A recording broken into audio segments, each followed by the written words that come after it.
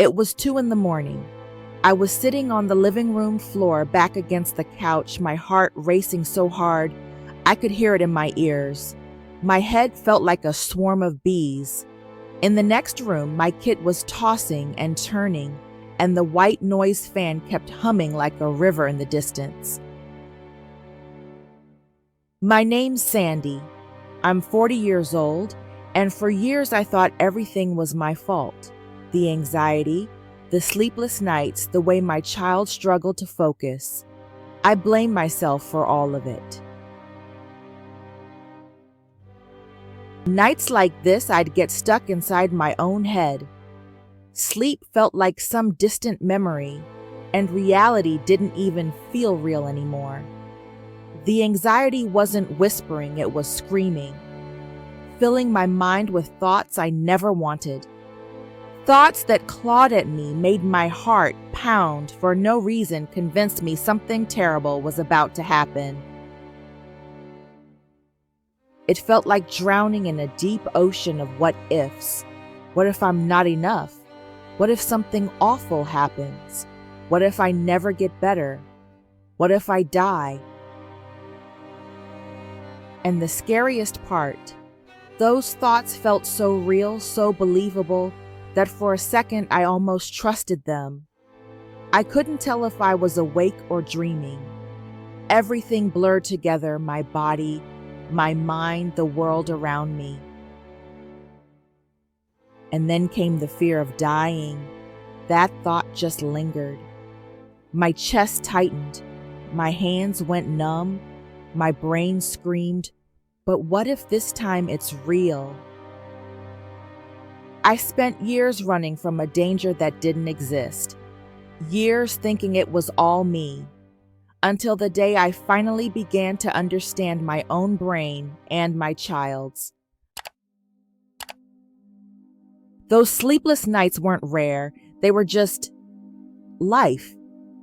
At 40, I'd built this whole image of a woman who could handle it all, a fast-paced marketing career, a house that never stayed clean, and being a mom to a bright, sensitive kid. On paper, I was fine. Inside, I was drowning. Doctors told me it was anxiety. Totally normal for working moms, they said. They handed me SSRIs, recommended yoga, and told me to relax more.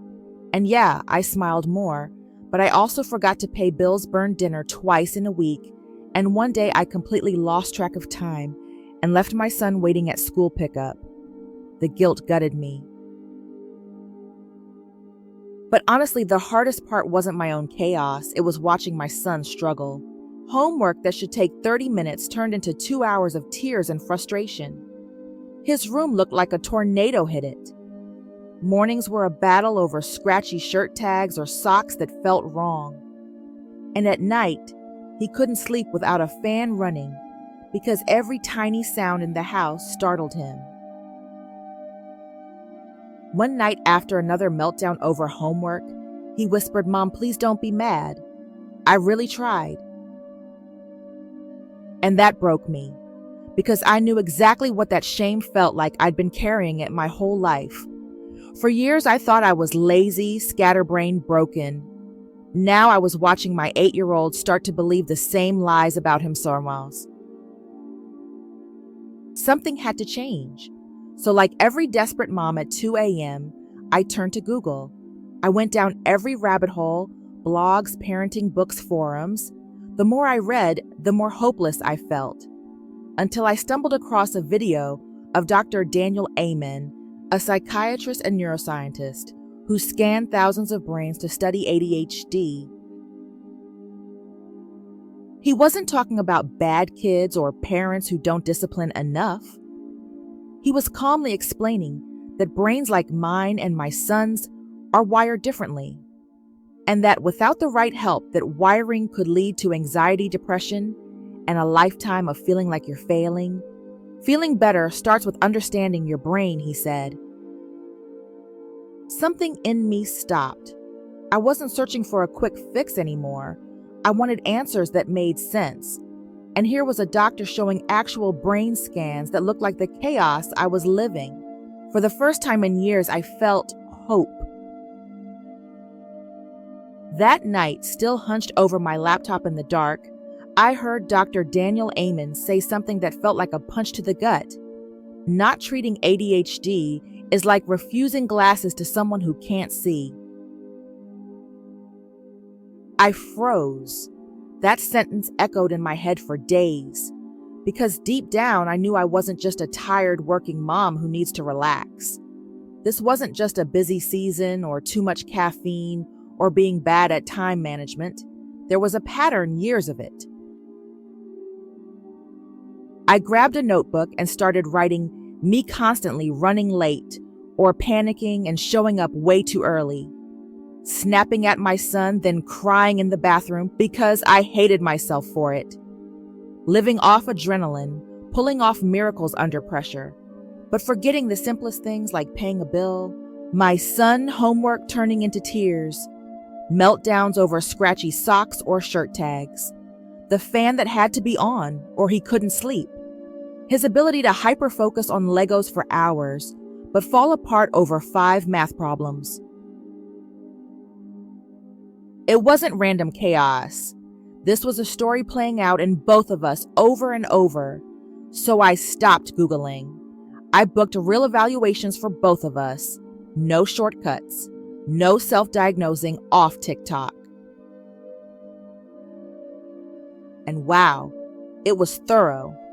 Hours-long interviews about our lives, our family history, my childhood struggles I'd buried for decades.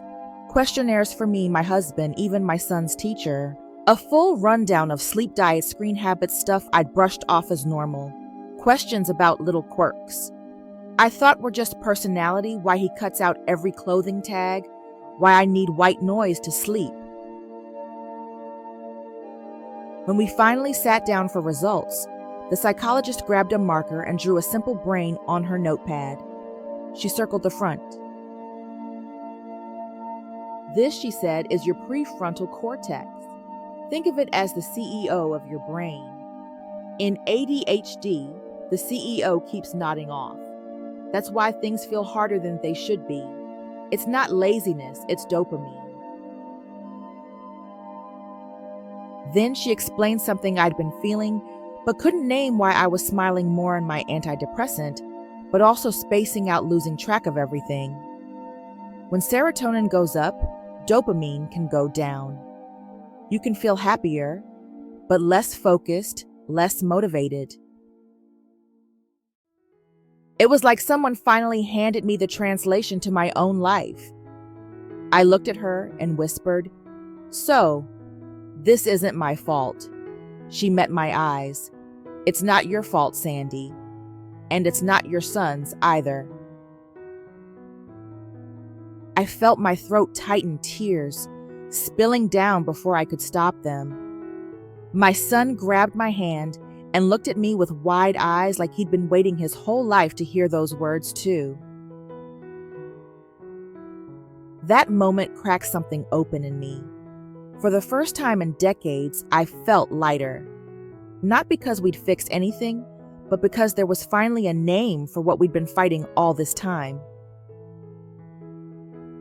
This wasn't bad parenting or being lazy or too much screen time. This was ADHD, and now we had a map. Walking out of that doctor's office with an actual diagnosis felt like someone finally turned on the lights in a room I'd been stumbling around in for 40 years.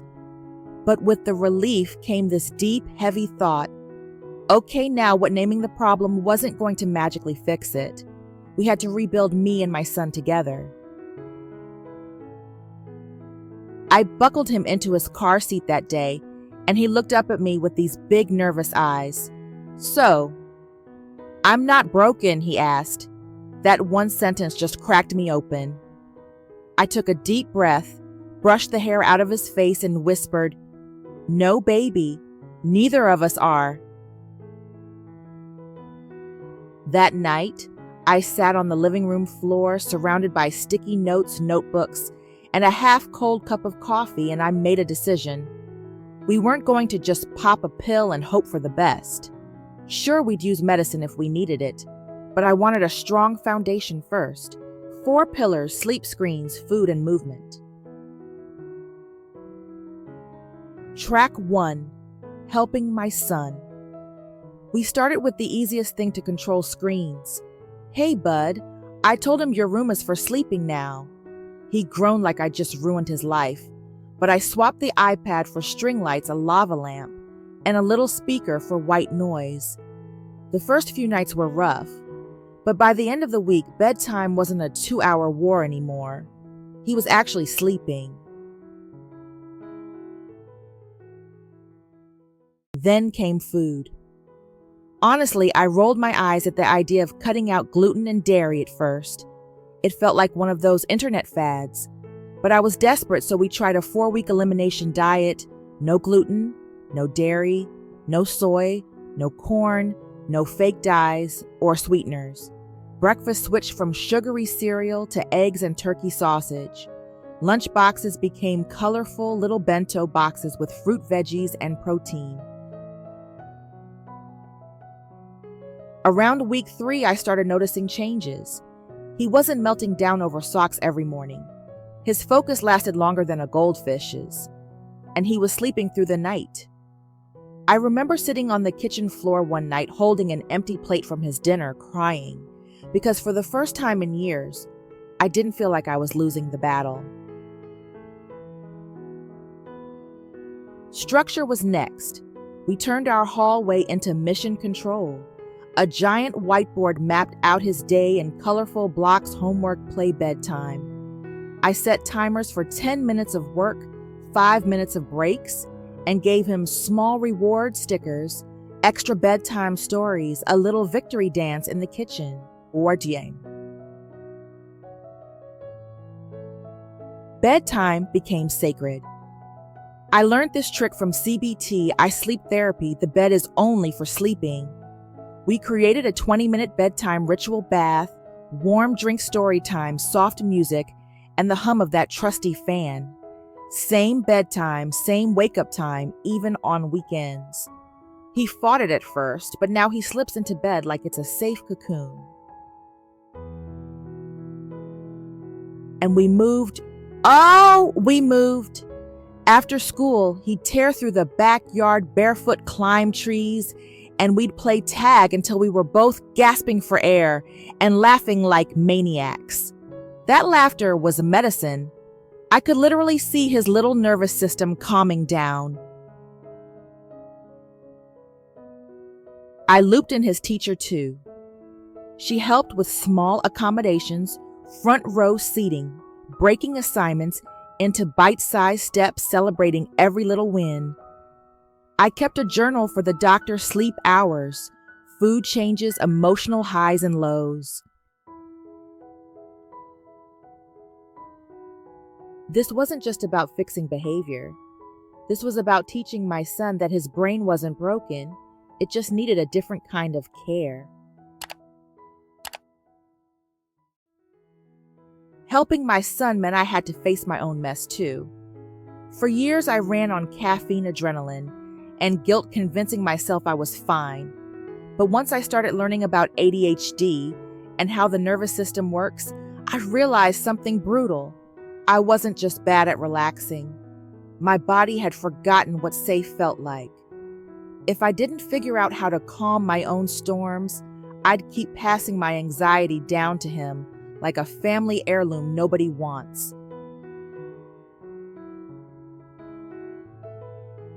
So I built my own plan, 2 rails, just like his, but this one was about unlearning survival mode. I made a little spot in the corner of our living room. Nothing fancy, a soft blanket, a dim salt lamp, lavender oil.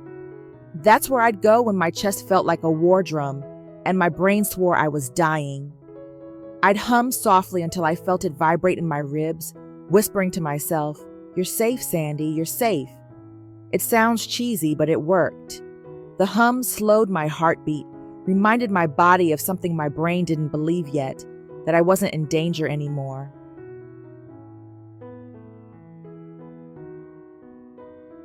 Some nights I'd grab a notebook and just dump everything out. I'm scared I'll never sleep again. I feel broken. I'm angry I can't fix this. By the end of a page, the hurricane in my chest would settle into rain. My therapist called it somatic discharge, letting my body tell the story so my brain could finally rest. One night, I actually fell asleep in that chair pen still in my hand.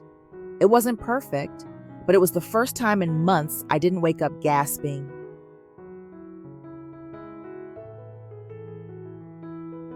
Slowly, I stacked tiny habits into my days pebble by pebble. Mornings started with 5 quiet minutes, a quick stretch and breakfast that wouldn't send my blood sugar skyrocketing. Every few hours, I'd pause when a timer buzzed, unclench my jaw, check my breath, let my shoulders drop. I wrote little scripts for when I felt triggered. Splash cold water, step outside, text my partner, need a hug. I gave myself permission to take 10% of my day off duty, a 10-minute walk journaling, or lying on the floor laughing with my kid. At night, no more doom scrolling. Instead, I'd write 3 things I was grateful for, then do a muscle relaxation routine to remind my body that rest is safe.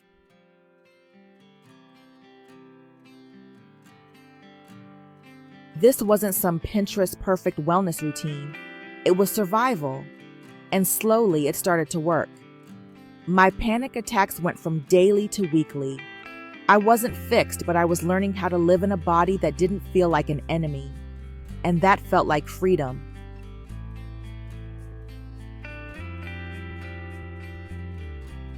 If you had told me a year ago that ADHD, anxiety, and insomnia weren't signs of being lazy or too sensitive, I probably would have laughed or cried.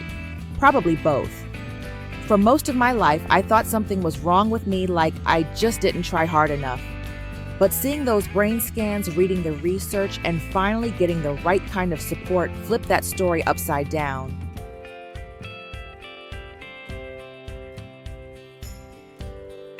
ADHD isn't a character flaw. It's biology. It's a brain wired to crave stimulation, living in a world that never shuts up. And anxiety, it's not weakness. It's your nervous system doing exactly what it's designed to do, just turned up way too loud for way too long. My insomnia wasn't me failing at sleep. It was my body stuck in fight or flight, convinced rest wasn't safe. That understanding alone lifted a weight I didn't even realize I was carrying.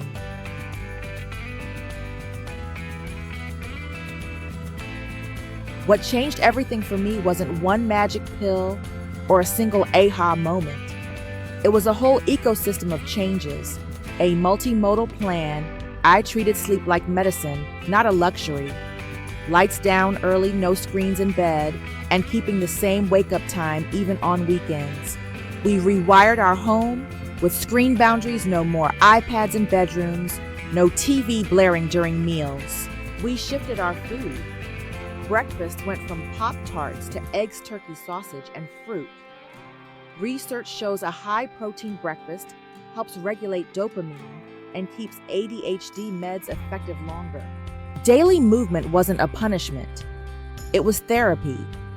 Even a 20-minute walk drops cortisol and helps the brain flush out toxins through the lymphatic system at night.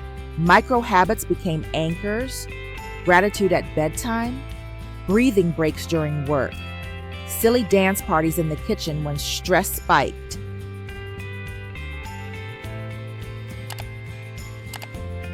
And yes, we added medication, but it wasn't the villain I once feared. For my son, the right dose was like glasses for his brain. He could finally see clearly. For me, medication was just one piece of a puzzle that included therapy, nutrition, and nervous system work.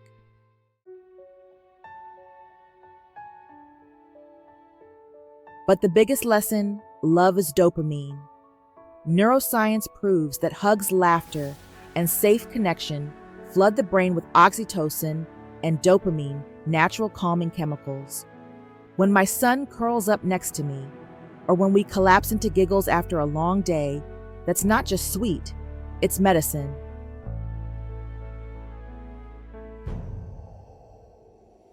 Now, instead of yelling, "Hurry up" in the morning, I crouch down, make eye contact, and we high-five before school. We still run late sometimes. Life's still messy, but the shame is gone. The heaviness is gone. And in its place is this deep knowing we're not broken. We're wired differently, and that's okay. If there's one thing I hope sticks with you, it's this: you are not broken. Your brain just works differently. And with the right care, that difference can actually become your strength. For the parents watching, try this over the next 30 days. Guard your kids' sleep like it's gold. Set clear screen limits. Start their mornings with protein and carve out time for play. Talk with their teachers. And if your gut says something's off schedule and evaluation, catching this early changes everything. And for you, the exhausted mom, the dad running on fumes, or the adult who's carried shame for decades, start small. Pick 2 micro habits to focus on today. Write 10 honest lines in your journal tonight. Go to bed on time 3 nights in a row. Those tiny steps tell your brain it's safe. And when your brain feels safe, it can finally start to heed. If this story feels close to home, you're not alone. That's why I share it here on The Truth MD, to break the stigma, to remind you that there are real answers, and to show that science and compassion can absolutely live in the same space. So if this resonated, hit subscribe, share it with a friend who needs some hope, and join this growing community where nobody has to feel broken ever again. Because healing isn't just possible, it's yours for the taking.